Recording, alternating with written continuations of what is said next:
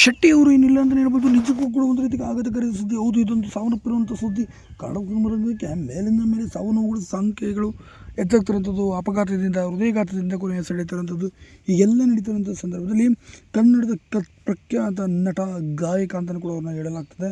ಇಂಥ ಅತಿ ದೊಡ್ಡ ನಟ ಗಾಯಕನ ತಾಯಿ ಮಾತ್ರ ವಿಯೋಗ ಆಗಿರುವಂಥದ್ದು. ಆದರೆ ಯಾರು ತರುತ್ತ ಬಂದರೆ ಇವರು ಬೇರೆ ಯಾರಲ್ಲ, ಕುಟುಂಬ ಸಿನಿಮಾದಲ್ಲಿ ಎರಡನೇ ನಾಯಕನಾಗಿ ಅಭಿನಯಿಸಿದ ಗುರುಕಿರಣ್ ಅವರ ತಾಯಿಯಾದಂಥ ರಮಾಕಾಂತ ಶೆಟ್ಟಿ ಅವರು ಇದೀಗ ಕೊನೆಯ ಸೆಳೆದಂಥದ್ದು. ಅದು ರಮಾಕಾಂತ ಶೆಟ್ಟಿ ಅವರು ಇದೀಗ ಕೊನೆಯ ಸೆಳೆದಿದ್ದಾರೆ. ಇನ್ನು ಗುರುಕಿರಣ್ ಅವರ ತಾಯಿ ಅಂತ ಹೇಳ್ಬೋದು. ಇವರು ಒಂದು 2-3 ಸಿನಿಮಾಗಳಲ್ಲಿ ನಿರ್ಮಾಪಕರಾಗಿ ಕೂಡ ಇವರು ಕೆಲಸವನ್ನು ಮಾಡಿದರು. ಸದ್ಯ ಅವ್ರಿಗೆ ಈಗ 82 ವರ್ಷ ವಯಸ್ಸಾಗಿತ್ತು. ಸಾಕಷ್ಟು ದಿನಗಳಿಂದ ಕೂಡ ವಯಸ್ಸಾದ ಕಾರಣದಿಂದ ಕೂಡ ಅವರು ಬಳಲುತ್ತಿದ್ದರು. ಬಹು ಅಂಗಾಂಗ ವೈಫಲ್ಯ ಮತ್ತು ಹೃದಯಾಘಾತದಿಂದ ಇದೀಗ ಕೊನೆಯ ಸೆಳೆದಿದ್ದಾರೆ. ನಾವು ಮಾಹಿತಿ ಈಗ ಸದ್ಯಕ್ಕೆ ಈಗ ಸಿಗ್ತಾ ಇರೋದು.